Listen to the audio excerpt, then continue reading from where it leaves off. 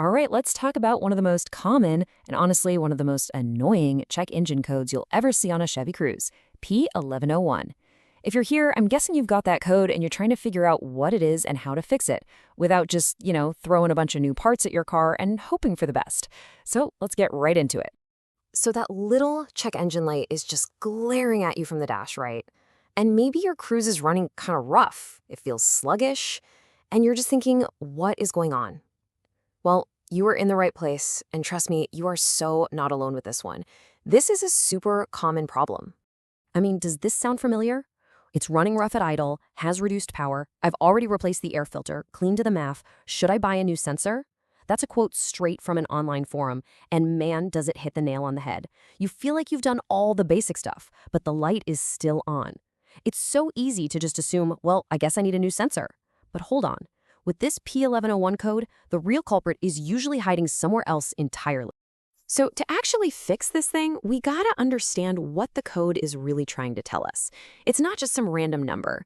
Think of it like a message from your car's brain, and it's all about how your engine is breathing. Okay, so here's the deal in plain English. P1101 basically means there's a disagreement. Your car's main computer has this super precise idea of how much air should be flowing into the engine. But then the mass airflow sensor, the MAF sensor, measures the air and sends back a different number. When what the computer expects doesn't match what it gets, boom, the check engine light comes on with a P1101. Yeah, this really breaks it down. It's like the computer is the boss who expects a perfect report, right? It's expecting a very specific amount of air. But what it's getting is something else entirely, either too much air or too little. And why? Well, it could be unmetered air sneaking in from a leak after the sensor has already done its counting. Or it could be a blockage or restriction before the sensor, so not enough air is getting through. Either way, that mismatch is the whole reason you've got this problem. And that mismatch isn't just a number on a screen. You actually feel it when you're driving. I mean, sure, the check engine light is on. That's obvious.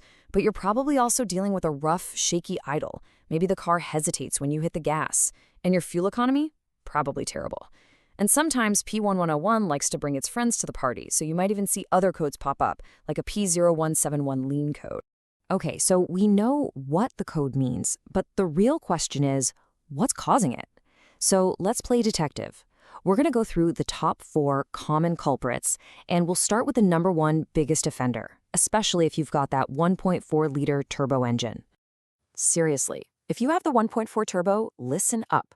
This is probably it, the PCV system. It is, without a doubt, the most common reason for a P1101 code on these cars. It's a known weak spot, and when it fails, it creates this huge vacuum leak that completely throws off the computer's calculations. And here's the dead giveaway. Just use your ears. Pop the hood while the engine is running. If you hear a really loud whooshing or sucking sound coming from the engine cover area, that's it. You found it.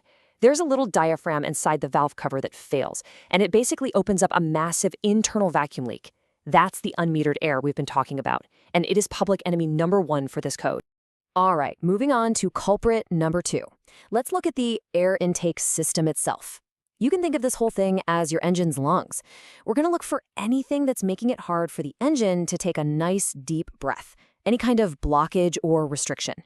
And this is all about checking the simple stuff first, right? I mean, is your air filter just completely clogged with dirt? That'll do it. Or maybe the MAF sensor itself is just dirty, covered in grime or a little bit of oil that's messing up its reading. Oh, and here's a sneaky one for the Cruze. Check the inner cooler boot. It's under the driver's side of the bumper. If that thing pops loose, it'll cause all sorts of airflow problems and, you guessed it, trigger this code. Next up on our list of suspects is the throttle body. This is basically the big gatekeeper that decides how much air gets into the engine. And over thousands of miles, it gets gunked up, which can really mess with how the air flows. So if you follow that big black air hose back towards the firewall, that's where you'll find it. What happens is carbon and grime build up right around the little metal flap inside. This can stop it from closing all the way or from moving like it should. And even a tiny bit of buildup, stuff you might not even notice at first, can be enough to confuse the computer and set off that P1101.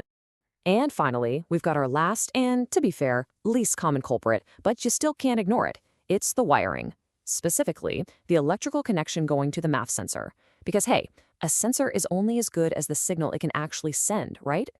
So you want to get in there and take a really close look at that wiring harness that plugs right into the MAF sensor. Are any of the wires frayed, maybe even broken? Is the connector itself loose? Are the little metal pins inside all green and corroded? Any one of those things can send total garbage data to the computer, which looks exactly the same as a real airflow problem.